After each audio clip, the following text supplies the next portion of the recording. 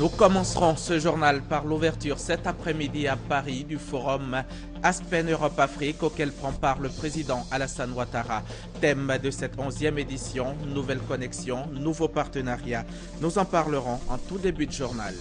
Ici, à Abidjan, s'est ouvert ce matin le 7e congrès de la Société africaine de la parasitologie. Un congrès qui durera 72 heures et pendant lequel les chercheurs du domaine de la parasitologie et de la mycologie pourront réfléchir et échanger entre eux. Et puis, ça y est, on connaît depuis ce soir les adversaires de l'équipe nationale de Côte d'Ivoire. Pour la prochaine CAN équato-guinéenne, les éléphants partagent la poule D avec le Cameroun, le Mali et la Guinée. Bonsoir mesdames et messieurs, bienvenue dans cette édition. Commençons donc ce journal par la 11e édition du forum Aspen Europe-Afrique qui s'est ouvert ce mercredi à Paris. Cette édition basée sur les évolutions technologiques s'articule autour du thème « Nouvelles connexions, nouveaux partenaires ». Le président de la République Alassane Ouattara prend part à ce sommet, à ce forum qui a lieu à Paris. Il prendra fin demain jeudi. Mais avant, le chef de l'État se prononcera sur les grands défis stratégiques auxquels l'Afrique est confrontée dans sa relation avec l'Europe. Le président de la République aura aussi un tête-à-tête avec son homologue français François Hollande et c'est prévu pour demain à 15 h. Ici, à Abidjan, s'est ouvert ce matin le 7e congrès de la Société africaine de la parasitologie. Ce congrès, qui va durer 72 heures, est l'occasion de réfléchir et d'échanger entre chercheurs du domaine de la parasitologie et de la mycologie. Félix Amani, Grascando. La parasitologie est la science qui étudie les parasites et les affections. Ces parasites sont cause de plusieurs maladies, dont le paludisme et la bilharziose. Ce 7e congrès de la Société africaine de parasitologie, le premier du genre en Côte d'Ivoire, est une plateforme de réflexion et d'échange entre les chercheurs et autres professionnels exerçant dans les domaines de la parasitologie et la mycologie venus de plusieurs pays d'Afrique. Malgré la mise en œuvre de quelques programmes nationaux et internationaux de lutte contre les parasitoses, celle-ci demeure très répandue en Afrique et continue d'être une entrave importante au développement économique et social de notre continent. Nous devons de nous mobiliser, nous d'abord, les Africains les plus concernés, afin d'aider nos États à trouver les moyens nécessaires pour accentuer et approfondir les moyens de lutte afin d'aller au contrôle et à l'élimination de ces parasitoses, comme cela a été fait dans les pays occidentaux. Selon le ministre de l'Enseignement supérieur et de la Recherche scientifique, plusieurs actions ont été menées dans le domaine de la parasitologie. Cependant, des efforts restent à faire. Ont été mis en place divers programmes nationaux de lutte contre les affections parasitaires. La recherche a permis une meilleure connaissance de la biologie et de la pathogénicité des parasites ainsi que des facteurs favorisant leur extension. Cependant, l'élimination de ces affections parasitaires et mycosiques demeure un défi pour nos pays et exige l'engagement de tous. Ce 7e congrès a été également une occasion de rendre un hommage à feu professeur Koné Moussa, l'un des pionniers de la Société africaine de parasitologie. La 22e journée internationale des personnes handicapées a été célébrée aujourd'hui par la Confédération des organisations des personnes handicapées de Côte d'Ivoire. Les handicapés en ont profité pour lister leurs préoccupations, puis les ont transmises à Dosso Moussa, le ministre d'État, ministre de l'Emploi, des Affaires sociales et de la formation professionnelle. Akria Semia, Herman Yamir. Pour la célébration de la Journée internationale des personnes handicapées, toutes les associations membres de la Confédération des organisations des personnes handicapées de Côte d'Ivoire étaient présentes au district d'Abidjan. Cette journée instituée par les Nations Unies est l'occasion de réaffirmer certains principes de base trop souvent oubliés, notamment la reconnaissance de droits fondamentaux comme l'éducation ou l'accès au travail. Justement, l'accès au travail reste à ce jour la plus grande préoccupation des handicapés de Côte d'Ivoire, même s'ils reconnaissent que le gouvernement mène déjà des actions en leur faveur. Il faut dire que le recrutement a été sur nos revendications. Nous ne savions pas que le gouvernement pouvait nous apporter beaucoup plus dans l'auto-emploi, dans l'entrepreneuriat. Vous le savez, les personnes handicapées sont beaucoup artistes et artisans. Le ministre d'État, ministre de l'Emploi, des Affaires sociales et de la formation professionnelle souligne que l'État est conscient des difficultés que vivent les personnes handicapées. Il les a assurés que bientôt, leurs préoccupations connaîtront des réponses satisfaisantes. La question du siège, pour moi, je vous dis, c'est une question qui est réglée. Parce que le Premier ministre a donné des instructions au ministère de la Construction à travers la SOGEPIE. Le mardi dernier, sur la table du Conseil de gouvernement, le projet de décret concernant le recrutement dérogatoire faisait partie de l'emploi du temps des ministres. Le Premier ministre étant absent, il a simplement décalé d'une semaine. En marge de cette célébration officielle, le ministère d'État, ministère de l'Emploi, des Affaires sociales et de la formation professionnelle a fait des dons aux personnes handicapées. Des tricycles, des béquilles, des cannes anglaises et des cannes blanches leur ont été remis afin de leur faciliter la mobilité. Vous le savez, la Côte d'Ivoire a signé la Convention des Nations Unies relative aux droits des personnes handicapées. Et en signant donc cette convention, le pays s'engage à garantir et à promouvoir les droits et toutes les libertés fondamentales des personnes handicapées sans discrimination d'aucune sorte fondée sur le handicap. Notre reporter Herman Niamien nous dit que les handicapés de Côte d'Ivoire attendent beaucoup de cette convention. La Côte d'Ivoire fait partie des 101 pays à signer la Convention des Nations Unies relative aux droits des personnes handicapées. Cette convention a pour objet de promouvoir, protéger et assurer la pleine et égale jouissance de tous les droits de l'homme et de toutes les libertés fondamentales par les personnes handicapées et de promouvoir le respect de leur dignité intrinsèque. Ce n'est pas une convention qui crée des droits nouveaux. Ce n'est pas une convention qui fixe des droits exorbitants. C'est le droit qu'il faut réaffirmer des droits déjà existants. À titre d'exemple, le droit d'aller à l'école, le droit à l'éducation, le droit à l'accessibilité, le droit à l'emploi, le droit à la formation, le droit à la santé. La Convention internationale globale est intégrée pour la promotion et la protection des droits et de la dignité des personnes handicapées, contribuera de façon significative à remédier au profond désavantage social que connaissent les personnes handicapées et qu'elle favorisera leur participation sur la base de l'égalité des chances à tous les domaines de la vie civile, politique, économique, sociale et culturelle dans les pays développés comme dans les pays en développement. Les personnes handicapées de Côte d'Ivoire attendent l'application effective de cette convention afin de leur permettre de prendre une part active au développement du pays. Autre chose à présent. Quelles sont les difficultés et les défis à relever par la bourse de sous-traitance et de partenariat de Côte d'Ivoire? La BSTPCI est une structure au service des petites et moyennes entreprises. Elle est placée sous la tutelle du ministère des Mines et de l'Industrie. Mais après 17 années d'existence, la bourse de sous-traitance et de partenariat de Côte d'Ivoire reste peu connue. Coup de projecteur ce soir sur cet instrument avec Francis Boisfort. Je suis chef d'entreprise, bien sûr, mais je ne connais pas les activités de la BSTP pour le moment. La bourse de sous-traitance et de partenariat de Côte d'Ivoire est une structure créée en 1997 après des concertations entre le secteur privé, l'État et les partenaires au développement. La BSTP est chargée d'assister les entreprises, d'organiser, de gérer et de faire la promotion de la sous-traitance. Elle met en relation des entreprises nationales et internationales, dites donneuses d'ordre, et d'autres dites sous-traitantes selon les besoins. On parle de sous-traitance de spécialité, de capacité et de marché.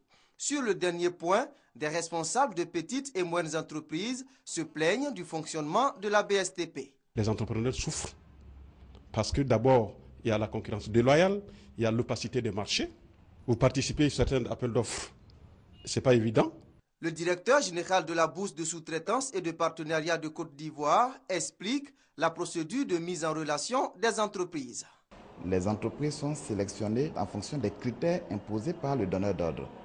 La BSTP n'impose pas de critères.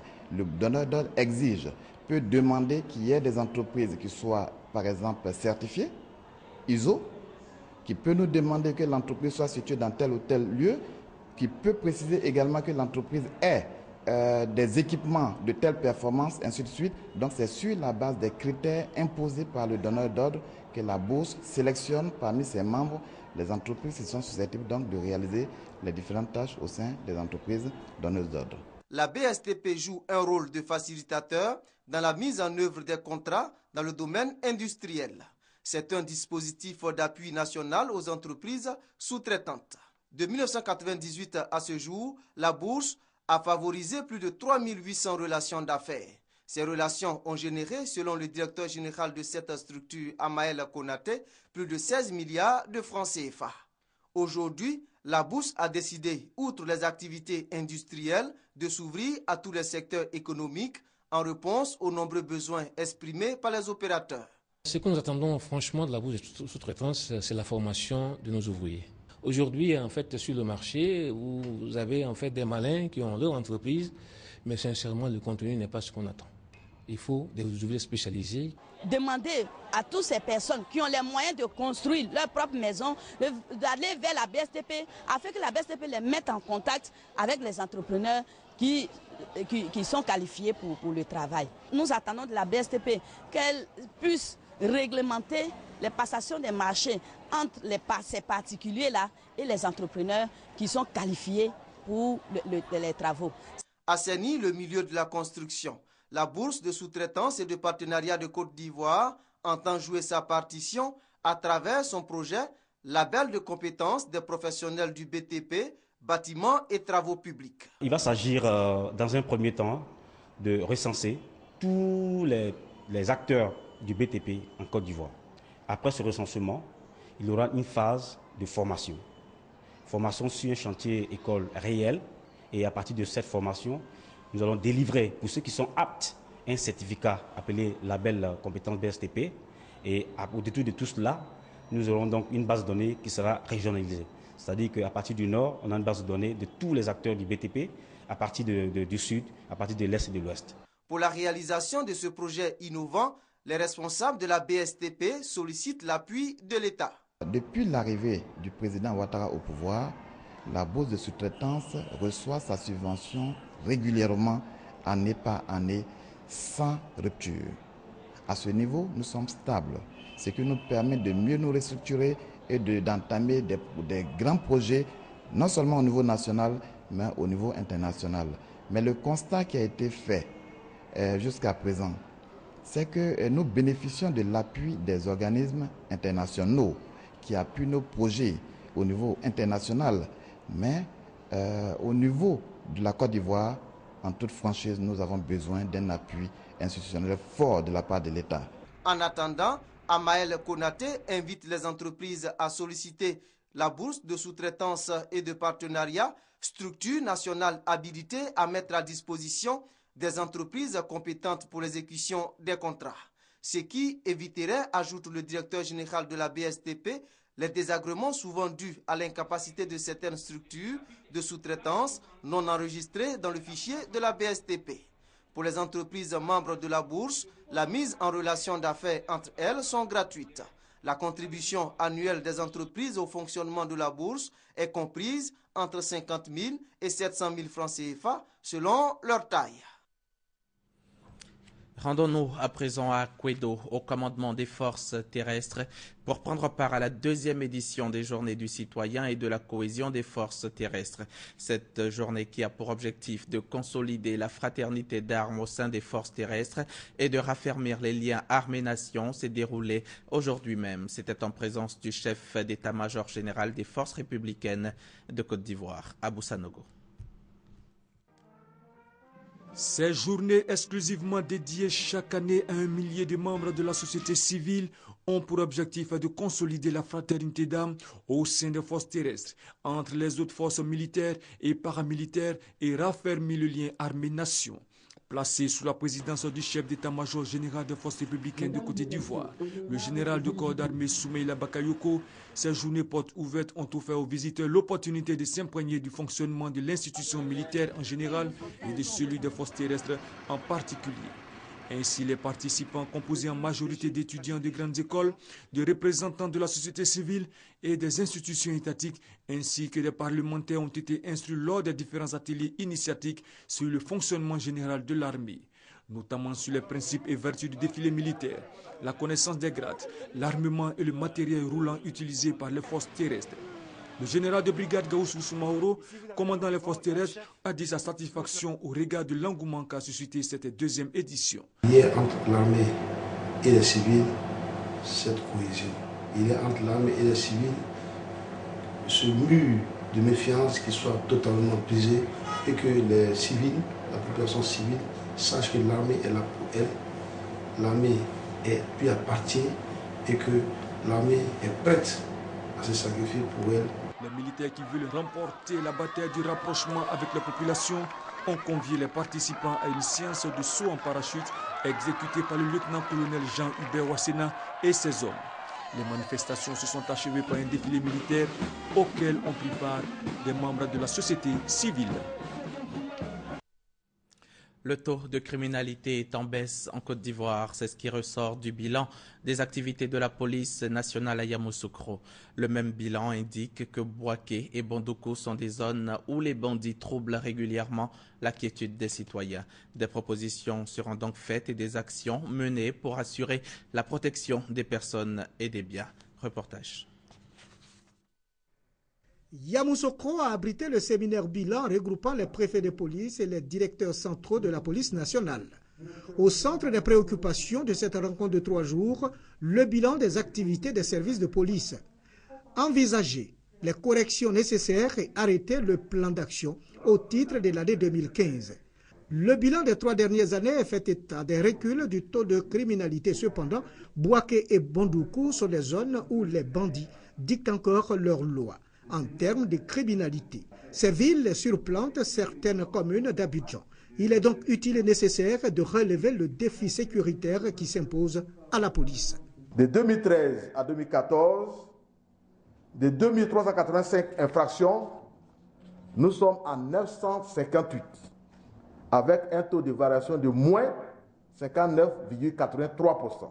Certaines zones, comme Bouaké et Bondoukou, connaissent une recrudescence de criminalité. Il y a lieu de poursuivre une chose, avoir une police citoyenne, une police de proximité, une police qui intègre la question des gens dans l'exécution de ses missions, une police professionnelle. Le préfet de la région du Bélier, André Ekbonon Assoumou, s'est réjoui des performances réalisées par la police. Aussi a-t-il relevé le phénomène des microbes qui gagnent du terrain, la cybercriminalité et surtout les difficiles conditions de travail des fonctionnaires de police. Le préfet n'a pas manqué d'évoquer la formation continue des policiers pour être à la hauteur de la mission qui leur est assignée. La quinzaine internationale de la science et de la technologie qui a démarré hier s'est poursuivie ce mercredi. La deuxième journée a été marquée par une visite du musée et du jardin botanique. Des visites pédagogiques qui avaient pour but de faire connaître les institutions de recherche ivoiriennes aux étudiants et aux élèves. Patricia Omouitia. Expositions, conférences, ateliers pédagogiques. La quinzaine internationale des sciences et de la technologie, c'est surtout une opportunité pour les jeunes de s'informer, de poser des questions et de se découvrir pour certains une vocation grâce à l'échange d'idées et d'expériences avec ceux qui pratiquent la science au quotidien. La biodiversité, c'est ce qui nous entoure et c'est ce qui permet qu'on ait un environnement dans lequel on peut vivre correctement pour ne pas qu'il y ait de déséquilibre dans la nature. Si elle disparaît, bon, du coup, ça aura des conséquences aussi bien humaines qu'animales, parce que c'est par rapport à la biodiversité que l'on peut vivre normalement. Et le but de la quinzaine, c'est d'ouvrir la science donc, au public. C'est-à-dire en 2 semaines d'essayer d'expliquer qu'est-ce que c'est que la science et de montrer ce que les scientifiques font. Et cette visite spécifique avec les élèves, ça s'appelle donc la biodiversité expliquée aux enfants. Donc c'est une des étapes donc, de cette quinzaine. C'est également des expositions au jardin botanique de Cocody et des conférences sur le changement climatique. Il y a 2 choses qui sont importantes. C'est que quand on explique le changement climatique aux enfants, on leur permet aussi de comprendre les comportements environnementaux. Les enfants d'aujourd'hui que nous arrivons à former sur ces conséquences sont des adultes responsables pour demain. Ce sont aussi des personnes qui vont rentrer à la maison et qui vont aussi parler avec leurs parents et qui vont nous aider tous à changer de comportement de telle sorte qu'on soit plus respectueux de notre environnement. La quinzaine internationale des sciences et de la technologie fait partie des stratégies pour réussir le passage vers une nouvelle dynamique scientifique basée sur la formation et le savoir. Le Rassemblement des Républicains a tenu récemment à la rue Le Pic de Cocody sa première assemblée générale extraordinaire. Les délégués régionaux, départementaux, les présidents communaux, les délégués de sous-préfecture, tous ont pris part aux échanges et ces échanges ont porté sur l'état des lieux de la mobilisation des militants. Ben Touré à Boussanogo. C'est sa toute première assemblée générale extraordinaire depuis son élection à la présidence du Rassemblement des jeunes républicains, RJR. Le manque de formation des militants, le manque de réconfort aux familles des victimes des crises successives, puis la problématique de l'insertion des jeunes du Rassemblement des Républicains sont là les quelques points démotivants des militants de base qui ont été débattus. Aucun jeune n'est découragé, seulement ils ont parlé de la démotivation. Et quand on parle de démotivation, ça veut dire qu'on demande de faire plus. Est-ce qu'il est mauvais de demander de faire plus? Je ne pense pas. Et donc, nous, au niveau du RG, nous allons faire plus. Nous allons faire face à la situation des jeunes. Le seul souci de permettre au RDR de se mettre en ordre de bataille, il faut qu'Alassane Ouattara soit réélu avec un score confortable. Le mot est lâché. Comment faire donc pour réélire le président Alassane Ouattara en 2015? Et dès que nous sortons de cette assemblée générale, nous avons décidé d'investir rapidement le terrain par des assemblées générales éclatées. Les 2 premiers mois de l'année, nous allons tenir des assemblées régionales dans toutes les régions sur les 2 mois et on reviendra maintenant pour faire le point à notre direction. Un autre point qui lui n'a pas eu trait à la vie du parti. Le retour du Front populaire ivoirien et de ses alliés à la commission électorale indépendante CEI. L'Assemblée générale dit en prendre acte et encourage donc le gouvernement à poursuivre le dialogue avec l'opposition pour ne plus handicaper la marche de la Côte d'Ivoire vers la paix et l'émergence. Un cadre de concertation pour les cadres de Korogo est né. Il s'agit de la MUDECO, la mutuelle de développement de Korogo. Son président a été investi en présence des cadres de la région, des autorités et la chefferie traditionnelle. Il a invité tous les cadres à s'impliquer dans la vie de l'organisation. Teresta Peyobwe depuis Korogo.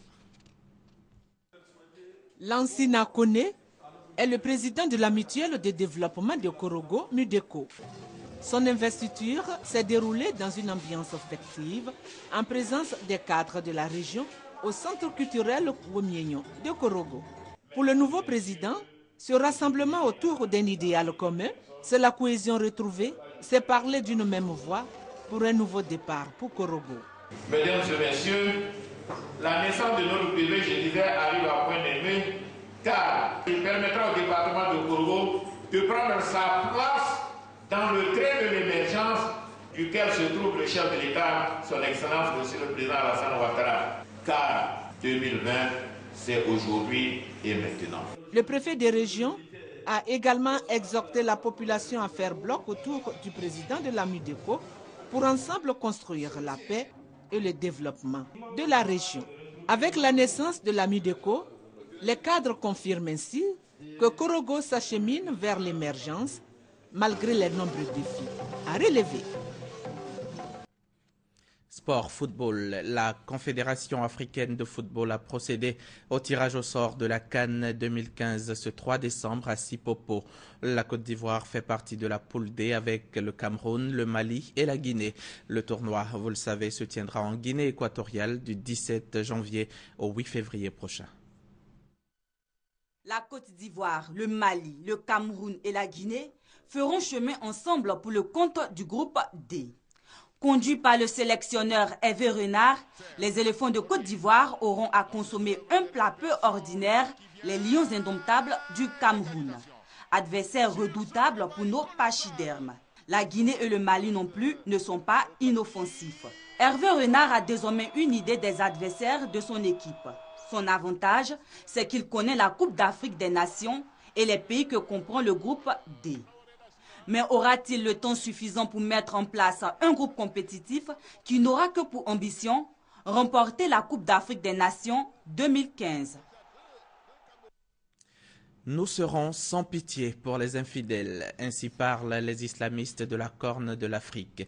Dans cette partie du continent, les Chebabs multiplient les attentats meurtriers au Kenya et en Somalie. Le kamikaze visait un convoi de l'ONU sur la route de l'aéroport de Mogadiscio. L'escorte de sécurité n'a rien pu faire contre la voiture piégée. L'explosion a retenti dans toute la capitale somalienne. Au moins 4 personnes ont été tuées sur le coup. Il y a des morts, y compris un officier de sécurité. D'autres personnes ont été blessées sur le lieu de l'explosion. On est en train d'enquêter. Pas encore de revendication, mais l'attaque porte vraisemblablement la signature des Chebabs. Cet assaut intervient tout juste 24 heures après une attaque sanglante, cette fois de l'autre côté de la frontière, au nord du Kenya, à Madera. Dans la nuit de lundi à mardi, les islamistes Chebabs ont exécuté 36 ouvriers kenyans juste parce qu'ils n'étaient pas musulmans. Depuis ces assassinats barbares, c'est le sauve-qui-peut général à Madera. Des centaines de personnes campent devant les barrages militaires pour demander la protection de l'armée. Ils ont peur de nouveaux raids. Les terroristes s'en prennent au Kenya car ils participent militairement à la force de l'Union africaine déployée à Mogadiscio. Le président Kenyatta est de plus en plus critiqué pour son impuissance à juguler ces attaques croissantes contre les civils kenyans. Les députés français ont voté hier mardi pour inviter le gouvernement à reconnaître l'État de Palestine. 339 voix pour, 151 contre et 16 abstentions. Un vote critiqué par Israël, salué par l'autorité palestinienne. Pour 339 contre 151, l'Assemblée nationale a adopté. Après la Suède et la Grande-Bretagne, la France a à son tour voté la reconnaissance de l'État palestinien. Déposée par le Parti socialiste, la résolution a reçu l'approbation d'une très large majorité des votants de toutes les formations politiques, à l'exception de l'UMP qui a voté en grande majorité contre. Pour la France, qui appelle dans la foulée à une conférence internationale de paix dans la région, l'objectif d'une telle reconnaissance est clair. Nous ne sommes pas présomptueux, au point de penser que cette résolution fera la paix au Proche-Orient. Mais nous espérons qu'elle contribuera à faire bouger les choses vers la paix. Ceci dit, nous ne pouvons nous permettre de rester dans le statu quo. Le statu quo est dangereux. Englués dans un conflit de plus de 60 ans sans aucune issue à l'horizon, les Palestiniens qui misent désormais sur une solution onusienne sont satisfaits du geste. De manière générale, même si ce geste n'est pour certains que de l'encre sur le papier, il est important, il est très important pour le moral du peuple palestinien. En revanche, en Israël, c'est toujours la même attitude de scepticisme et de rejet. Je pense que le vote du Parlement français n'est pas une bonne chose et qu'il n'aidera pas aux discussions entre Israéliens et Palestiniens. Prenant acte que le vote français n'était pas contraignant, Washington a réaffirmé pour sa part son soutien à un État palestinien, mais issu de négociations directes entre les deux parties. Pour terminer, faisons un tour bref dans le monde pour l'actualité planétaire. On ira entre autres en Ukraine et en Chine. Mais avant, rendons-nous au Yémen. La résidence de l'ambassadeur d'Iran visée par un attentat mercredi à Sanaa, la capitale yéménite. Au moins 3 personnes ont été tuées, 17 autres blessées dans l'explosion d'une voiture piégée survenue alors que le diplomate n'était pas sur les lieux. Téhéran est accusé par les sunnites et les autorités de soutenir les miliciens chiites d'Ansar Wallah. Ces derniers, qui ont pris le contrôle de la capitale le 21 septembre, cherchent désormais à étendre leur influence au Yémen. C'est la 2e attaque anti-iranienne perpétrée cette année dans ce pays. Le Parlement a donné mardi son aval au nouveau gouvernement ukrainien. Un gouvernement pro-occidental sous la houlette d'Arseni Yatsenyuk qui a reconduit dans ses fonctions les ministres des Affaires étrangères et de la Défense. Une Américaine, un Géorgien et un Lituanien ont été nommés à des portefeuilles clés. Le nouveau gouvernement aura pour lourde tâche de sortir le pays d'une grave crise économique et de mettre fin au conflit armé dans l'Est, toujours aux mains des séparatistes pro-russes. La reddition symbolique des 3 fondateurs du mouvement pro-démocratie à Hong Kong, les leaders du mouvement de désobéissance civile Occupy Central, se sont brièvement constitués prisonniers mercredi. Ils avaient appelé auparavant à la fin des manifestations et à une participation au débat sur les réformes politiques. Après plus de 2 mois d'occupation de plusieurs quartiers de l'ancienne colonie britannique, le mouvement n'a obtenu aucun résultat concret et est partagé sur la suite à donner au combat. Les tribulations d'un voleur chinois en Chine. Après avoir braqué un convoyeur de fonds, ce voleur amateur, filmé sous tous les angles par des caméras de surveillance, a eu toutes les peines du monde à traîner son butin, un sac de plus de 85 kilos contenant l'équivalent de 288 000 $ en liquide. À tel point que le voleur malchanceux en était encore à essayer de hisser sa prise sur sa moto quand la police est arrivée. C'est la fin de ce journal. Je vous retrouve demain à 23h. Bonsoir.